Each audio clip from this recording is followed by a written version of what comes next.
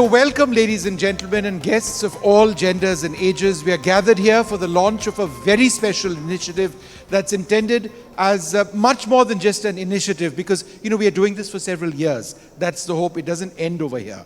That's the key goal. We hope to make this a movement, in fact, across the country.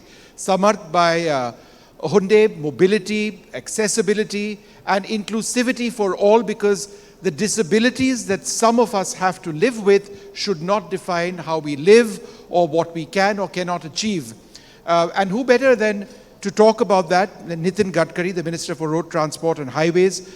Thank you, sir, very much for spending some time with us. One of the biggest concerns that people raise across the country is accessibility on buses. Now, there are some statistics that point out that only 9% of buses in the country are accessible to those with disabilities. Now, there's only so much that the center can actually do, but do you believe that this is a problem that needs to be addressed? You are absolutely correct. This is one of the problems because of our bus code. Particularly in the Western countries and USA, they are very strict about it. But now we have taken the decision about the bus code. Presently in India, we have got 150,000 buses. Number of accessible buses, 46,500, that is 32%.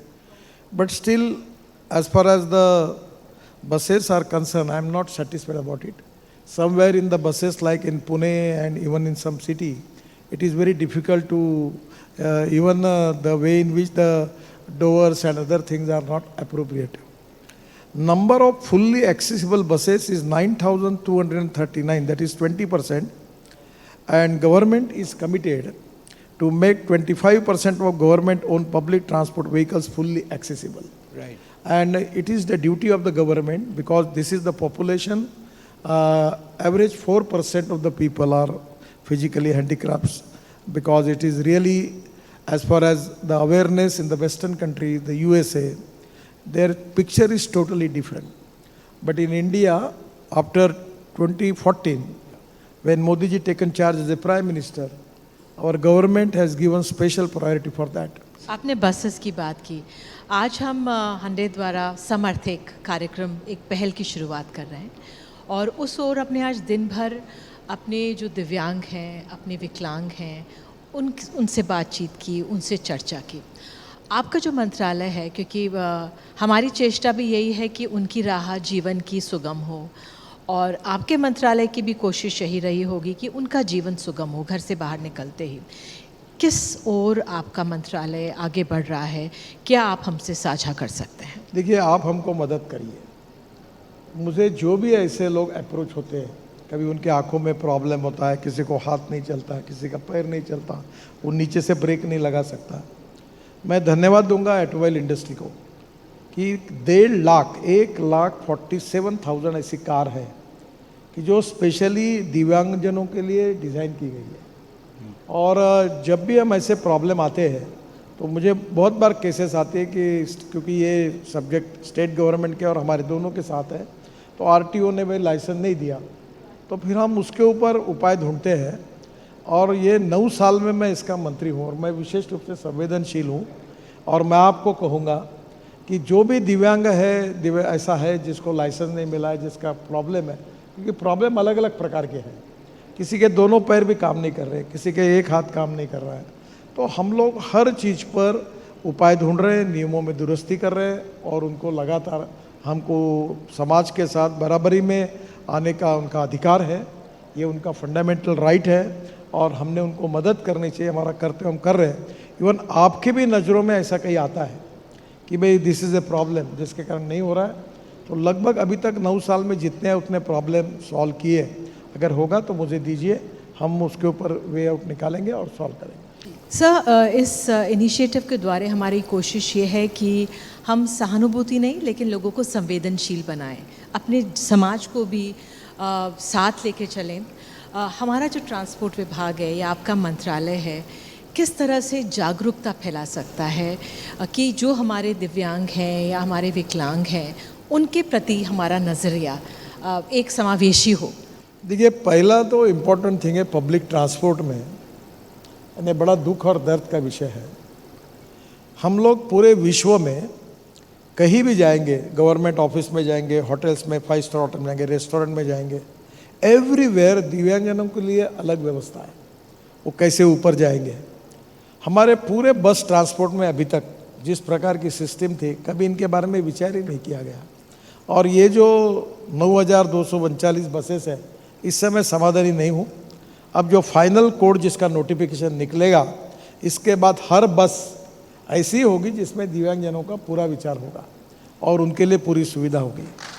और अभी मैं इसके बाद जो बस में नहीं होगी, वो बस को वो मंजूर वो बन ही नहीं पाएगी। इतने स्ट्रिक्ट नियम हमने बनाए। यही But इसी you की heard it जरूरत है first from the minister over here. He acts on what he says, and this is going to change the lives of countless people with disabilities. Gadkari ji, you know, when we talk about opportunities for people with disabilities, we also need to look at it from where we stand in terms of education in this country. And we have some statistics as part of the Samarth initiative.